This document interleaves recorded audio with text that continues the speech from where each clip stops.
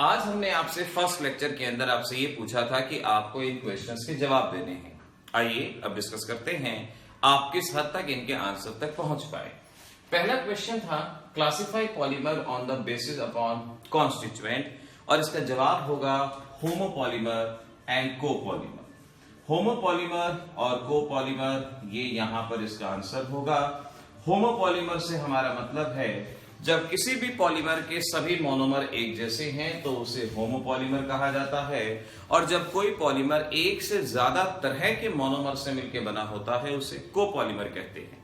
So polymer made up of similar type of monomer, polymer made up of different type of monomer, इस तरह से आप इनको बताएंगे। बेस्ड अपॉन सिंथेसिस, सिंथेसिस के बेसिस पे दो तरह से क्लासिफाई करते हैं। पहले हैं एडिशन पॉलीमर। एडिशन पॉलीमर से हमारा मतलब है जहां मोनोमर आपस में कंबाइन होते हैं और कोई भी साइड प्रोडक्ट बाहर नहीं जाता, मोनोमर कंबाइन हुए और कोई भी साइड प्रोडक्ट बाहर नहीं गया, उसे कहा जाएगा एडिशन पॉलीमर। और अगर मोनोमर कंबाइन होने के बाद साइड प्रोडक्ट बाहर जाता है उसे कहते हैं कंडेंसेशन पॉलीमर। तो दूसरा हुआ हमारे पास condensation polymer based upon the synthesis. पहला एडिशन कि मोनोमर के कॉम्बिनेशन पे साइड प्रोडक्ट बाहर नहीं जाएगा, और दूसरा कंडेंसेशन जहां मोनोमर आपस में कंबाइन होंगे और किसी तरह का साइड प्रोडक्ट वहां पे बाहर जाएगा। इस तरह से आप इस चीज को याद रखेंगे। जैसे ये दोनों कंबाइन हुए, यहां से वाटर बाहर चला गया, this is called as condensation polymer. तीसरा है based upon the forces of attraction. इन तीनों क्लासिफिकेशन में से सबसे ज्यादा इंपॉर्टेंट है based upon forces of attraction, और इस बेसिस पे हम इन्हें क्लासिफाई करते हैं in terms of elastomer. Elastomer, दूसरा फाइबर, फाइबर कहा जाता है, तीसरा है थर्मोप्लास्टिक, थर्मोप्लास्टिक, और फोर्थ है हमारे पास थर्मोसेटिंग, थर्मोसेटिंग पॉलीमर। तो याद रखेंगे हम based upon forces of attraction. जिन पॉलीमर्स के अंदर वीकेस्ट फोर्सेज ऑफ अट्रैक्शन होते हैं उन्हें इलास्टोमर कहा जाता है।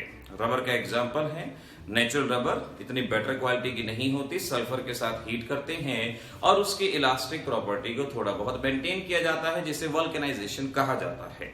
तो इलास्टोमर्स में वीकेस्ट फोर्सेज ऑफ अट्रैक्शन है। वल्केनाइजेशन किसे कहा गया याद रखेंगे।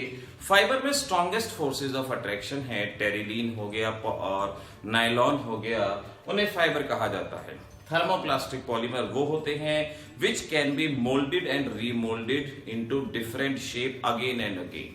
आपके पास एक पॉलीमर है, आपने कुछ दिन एक शेप में रखा, फिर उसको आपने मेल्ट किया, दोबारा से किसी और शेप में, फिर मेल्ट किया, फिर तीसरी बार किसी और शेप में। तो अगर पॉलीमर बार बार अलग अलग शेप में रिमोल्ड किया जा सकता है थर्मोप्लास्टिक, और अगर पॉलीमर बार बार रिमोल्ड नहीं किया जा सकता उसे थर्मोसेटिंग पॉलीमर कहा जाता है।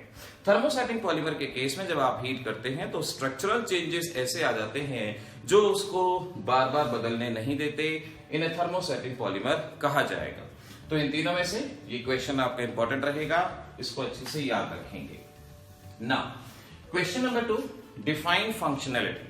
फंक्शनैलिटी ऑफ मोनोमर से हमारा मतलब है कि कोई मोनोमर कितने साइड से कंबाइन हो रहा है, कितने दूसरे मॉलिक्यूल से कंबाइन हो रहा है। जैसे सपोज ये हमारे पास एक मोनोमर है और ये मोनोमर दो तरह के मोनोमर से और कंबाइन हो सकता है, एक से इधर, एक से इधर। तो कोई मोनोमर कितने तरह के मोनोमर से कंबाइन हो रहा है उसे उसकी फंक्शनैलिटी कहते हैं। अगर दो से कंबाइन हो रहा है so by functional monomer, functionality 2, 3 से कंबाइन होगा टर फंक्शनल, फंक्शनैलिटी 3, 4 से कंबाइन होगा क्वार्टर फंक्शनल, फंक्शनैलिटी 4। और ध्यान रखेंगे फंक्शनैलिटी कभी भी 1 नहीं हो सकती। और इस क्वेश्चन का जवाब ढूंढने की कोशिश करना, why monofunctional polymers are not possible, ये जवाब जानने की कोशिश करना। What are the different mechanism. Polymerization के 3 मैकेनिज्म होते हैं। एक होता है free radical mechanism, free radical, एक होता है कैटायनिक मैकेनिज्म, और एक होता है anionic mechanism. Free radical mechanism के दौरान फ्री रेडिकल बनते हैं, कैटायनिक के दौरान कैटायन बनते हैं, एनायनिक के दौरान एनायन बनते हैं। Free radical polymerization light peroxide की प्रेजेंस में होता है। कैटायनिक पॉलीमराइजेशन जनरली जिनमें इलेक्ट्रॉन रिलीजिंग ग्रुप होते हैं वहां होता है, एनायनिक जहां इलेक्ट्रॉन विड्रॉइंग ग्रुप होते हैं वहां होता है। तो फ्री रेडिकल पॉलीमर्स कहां होंगे ये आप जान गए, कैटायनिक जहां प्लस आई ग्रुप है इलेक्ट्रॉन रिलीजिंग है, और एनायनिक जहां इलेक्ट्रॉन विड्रॉइंग है। तो इस तरह से इनके एक दो एग्जाम्पल बता सकते हैं, आपको वीडियो के अंदर बताए गए थे। अब किस तरह का मैकेनिज्म फॉलो करते हैं, मैकेनिज्म के अंदर आपको ये बताना है इन तीनों में से कौन सा फॉलो करते हैं। साइनाइड इलेक्ट्रॉन विड्रॉइंग ग्रुप होता है, तो इलेक्ट्रॉन विड्रॉइंग का मतलब एनायनिक मैकेनिज्म फॉलो करेगा। मिथाइल इलेक्ट्रॉन रिलीजिंग ग्रुप होता है, इलेक्ट्रॉन रिलीजिंग का मतलब कैटायनिक फॉलो करेगा।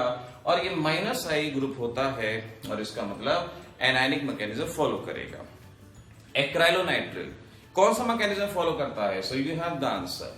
पॉलीस्टाइरीन कौन सा मैकेनिज्म फॉलो करता है, यू हैव द आंसर। ध्यान रखिएगा इस बात को कि ये सभी क्वेश्चन आंसर बोर्ड के लिए तो है ही, उसके अलावा जेई मेन एग्जामिनेशन और नीट एग्जामिनेशन में भी आपके लिए उतने ही ज्यादा हेल्पफुल रहेंगे, इसको ध्यान रखें। डिफाइन चेन ट्रांसफर एजेंट और चेन इनहिबिटर किसे कहा जाता है, चेन ट्रांसफर और चेन इनहिबिटर किसे कहा जाता है। सपोज ये कोई पॉलीमेरिक चेन है जहां मोनोमर आपस में कंबाइन हो रहे हैं और बड़े मॉलिक्यूल दे रहे हैं, चेन प्रोपेगेशन हो रहा है, चेन प्रोपेगेटिंग स्टेप है। अब यहां पर सपोज कोई ऐसी चीज आ जाए जो इसके फ्री रेडिकल के साथ कंबाइन हो जाए, फ्री रेडिकल कंबाइन हो गया, और अगर फ्री रेडिकल खत्म हो गया तो पॉलीमराइजेशन स्टॉप हो जाएगा। ऐसा सब्सटेंस जो पॉलीमेरिक चेन को स्टॉप करता है उसे चेन इनहिबिटर कहा जाता है। चेन इनहिबिटर उसे कहा जाएगा जो पॉलीमेरिक चेन को स्टॉप करेगा। बेंजोक्विनोन वगैरह इसके एग्जाम्पल रहते हैं। और चेन ट्रांसफर एजेंट का मतलब क्या होता है, चेन ट्रांसफर का मतलब जो एक तरह की चेन को स्टॉप करता है लेकिन दूसरी चेन को शुरू करता है, जो एक तरह की चेन को स्टॉप करता है दूसरी चेन को शुरू करता है, उसे चेन ट्रांसफर एजेंट कहा जाता है। तो इस तरह से इन क्वेश्चंस का जवाब आपको आ जाना चाहिए था, इन क्वेश्चंस के आंसर आपको आ जाने चाहिए। अब आइए सीखते हैं बाकी के क्वेश्चन के आंसर क्या रहेंगे। अब देखिए बात करते हैं, आपसे क्वेश्चन पूछा गया था इनके मोनोमर्स क्या होंगे और ये मोनोमर्स आपको बताने हैं। सबसे पहले बात है टेफ्लॉन। टेफ्लॉन के लिए ध्यान रखें CF2 डबल बॉन्ड CF2, इसे टेट्राफ्लोरोइथीन कहा जाता है। और टेट्राफ्लोरोइथीन की पॉलीमराइजेशन से जो बनता है उसे हम टेफ्लॉन कहते हैं या पॉली टेट्राफ्लोरोइथीन PTFE कहा जाता है। तो टेफ्लॉन का मोनोमर क्या है, TFE। टेफ्लॉन के बारे में खास बात है, हीट रेजिस्टेंट सब्सटेंस है, आयरन के नीचे प्रेस के नीचे इसको लगाया जाता है और नॉन स्टिकिंग यूटेंसिल्स के लिए इसका इस्तेमाल किया जाता है।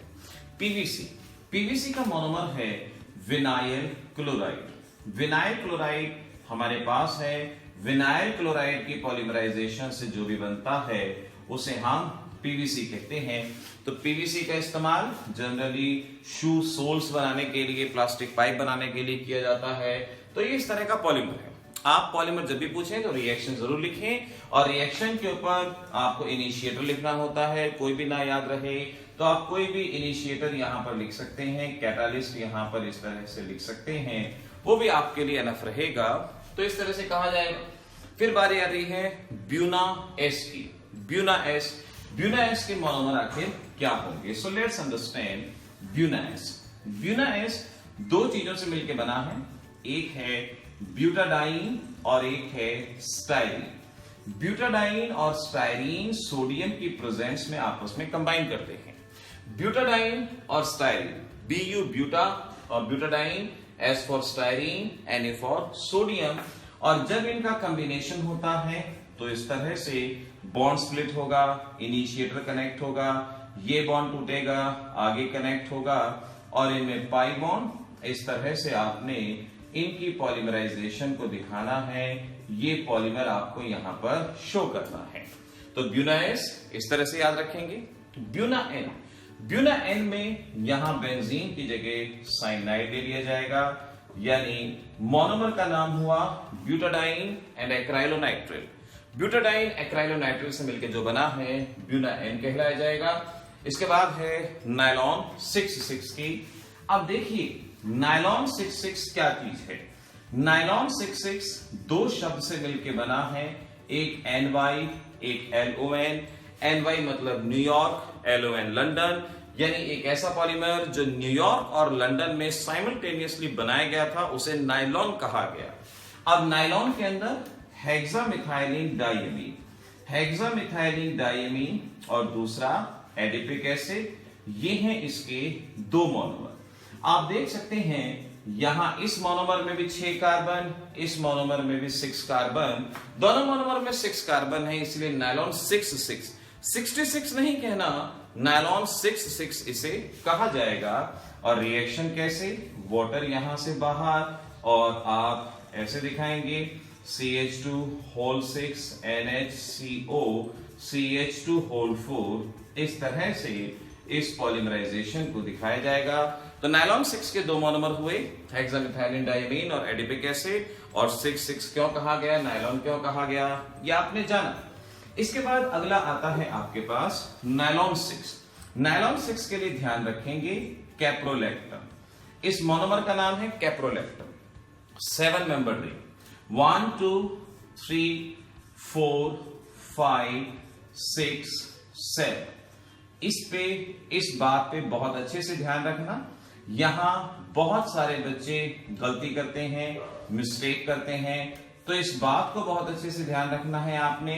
ये 7 मेंबर रिंग बनेगा, कैप्रोलैक्टम इसका नाम है। जब पेपर एग्जामिनर चेक करते हैं तो पहले ही इस पॉइंट को देखेंगे कि आपने 6 मेंबर रिंग बनाया है या 7 मेंबर, जैसे 7 मेंबर रिंग भूलेगा नहीं, ये है आपका कैप्रोलैक्टम। और कैप्रोलैक्टम की पॉलीमराइजेशन हो जाएगी, यहां से स्प्लिट हो जाएगा और इस तरीके से CH2 NH and so on, total 6 carbon है, इसीलिए नायलॉन 6 कहा जाएगा। तो nylon 6 made up by caprolactam, remember. फिर बारी आती है फिनॉल फॉर्मेल्डिहाइड रेजिन की। फिनॉल ये है, फॉर्मेल्डिहाइड ये है, ये आपस में रिएक्ट करते हैं और ऐसे रिएक्ट करते हैं कि कार्बन इधर, H इधर, और इस तरीके से एक बार ऑर्थो पे CH2OH मिलता है, पैरा पे मिलता है, ऑर्थो पैरा दोनों पे मिलता है। इस तरह से फिनॉल और फॉर्मेल्डिहाइड आपस में कंबाइन करते हैं। जब ये आपस में कंबाइन करेंगे तो फिर इसमें पॉलीमराइजेशन होगा, और ये पॉलीमराइजेशन दो तरह का हो सकता है। एक हो सकता है लीनियर पॉलीमराइजेशन के अंदर ये चेन आपस में इस तरह से कंबाइन होती चली जाती हैं और इस तरह से जो पॉलीमर बनता है उसे नोवोलैक कहा जाता है। नोवोलैक के नाम से जानेंगे कि जब ये इनमें से कुछ आपस में लीनियरली कंबाइन हो जाएंगे, नोवोलैक इसको कहा जाएगा। और दूसरा होता है क्रॉस लिंक्ड, और क्रॉस लिंक्ड के अंदर ये चेन आपस में एक दूसरे से क्रॉस लिंक्ड हो जाएंगी। क्रॉस लिंकिंग को हम इस तरह से यहां दिखा सकते हैं, इसको बनाया जा सकता है। इनमें ऐसे क्रॉस लिंकिंग, CH2 यहां आ गया, और फिर इस टाइप से आप ये क्रॉस लिंकिंग दिखा पाएंगे, और इस क्रॉस लिंकिंग के बाद जो बनता है उसे बेकेलाइट कहा जाता है। तो फिनॉल फॉर्मेल्डिहाइड दो तरह के, नोवोलैक और बेकेलाइट, पहली रिएक्शन भी दिखाएंगे, लीनियर में बताएंगे, क्रॉस लिंक के अंदर बताएंगे, और इस तरह से ये दोनों पॉलीमर बता पाएंगे। फिर है आपके पास टेरिलीन। टेरिलीन का मतलब इस तरह से ये बनेगा, टेरिलीन इस तरह से बनेगा, ये है टेरिथैलिक एसिड, इसे टेरिथैलिक एसिड कहा जाता है। पैरा पोजीशन पे 2 COH होंगे। In presence of ethylene glycol ये रिएक्शन होगी। दोनों के दोनों डिफरेंट है, तो कैसा हुआ ये कोपॉलीमर। कोपॉलीमर कहा जाएगा, यहां से वाटर बाहर चला जाएगा, और जब ये वाटर बाहर जाएगा तो आप इस रिएक्शन को इस तरह से शो कर सकते हैं, इस रिएक्शन को ऐसे दिखाया जा सकता है। यहां हमने देखा जब इनकी रिएक्शन हुई, एस्टर लिंकेज बनी, पॉलीएस्टर भी इसे कहा जाता है, टेरिलीन इसको कहा जाएगा। तो अगर दोनों COH पैरा पोजीशन पे हैं ग्लाइकॉल के साथ, टेरिलीन। ग्लाइक्टल क्या होता है, ग्लाइक्टल में इन COH की पोजीशन बदल जाती है और ये दोनों के दोनों ऑर्थो पोजीशन पे इस तरह से दिखाए जाएंगे। थैलिक एसिड कहा जाएगा, रिएक्शन सेम, वाटर बाहर जाएगा। हम इस रिएक्शन को इस तरह से रिप्रेजेंट कर सकते हैं। यहां से वाटर बाहर जाएगा और वाटर के बाहर जाने से अब जो चीज बनेगी उसे ग्लाइप्टर कहा जाएगा और इस तरह का स्ट्रक्चर आप यहां दिखा सकते हैं। तो ऐसे बच्चों टेरिलीन, ग्लाइप्टर ये यहां हो चुका है। अब इसमें एडिशनल आपने ट्राई करना है, लिख लीजिएगा मेलामाइन किसे कहते हैं, मेलामाइन की रिएक्शन क्या है, बायोडिग्रेडेबल पॉलीमर किसे कहा जाता है, बायोडिग्रेडेबल पॉलीमर के एग्जाम्पल आपको करने हैं और इतनी चीजें अगर आपकी तैयार हो जाएंगी तो ये चैप्टर पूरे अच्छे से तैयार हो जाएगा। कुछ एडिशनल क्वेश्चन आंसर का वीडियो अलग से आपको दिया जाएगा, लेकिन इस तरह से जो भी मैंने आज आपको बताया क्वेश्चन आंसर वीडियोस में या जो पहले वीडियोस में, ये अगर आपका तैयार हो गया तो चैप्टर आपका तैयार है। अब आप मूव कर सकते हैं नेक्स्ट चैप्टर के ऊपर। All the best, happy examination.